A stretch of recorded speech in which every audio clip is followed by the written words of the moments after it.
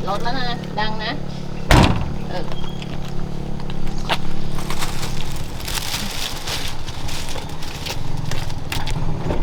เนี่ย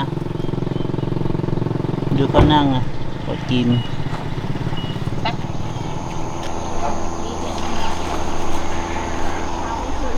ถ่ายรูปจะสวยกว่ามันไม่ค่อยร้อนมากใช่ไหมแต่อันนี้นักท่องเที่ยวคือเขาไปนอนค้างอะไรใช่ครับถ้าอย่างนี้ถนนรถไฟไปกลับก็มีก่อนก็ได้นะครับห้องน้ำฝั่งโน้นเลยครับนนท์ ตรงนี้ก็มีปะ นะครับได้ เนี่ยเราต้องถ่ายบนหัวตรงนี้เป็นที่ถูกนะ ไม่อยู่นะครับ แต่ว่า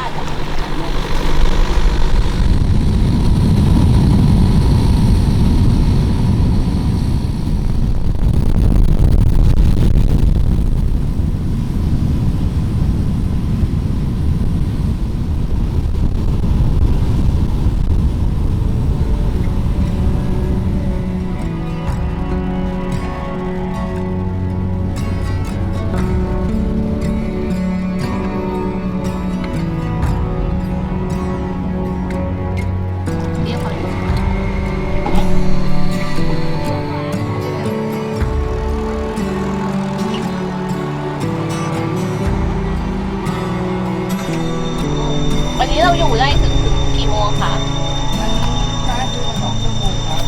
อ๋อเอาประมาณครึ่งชั่วโมงโอเคได้ค่ะ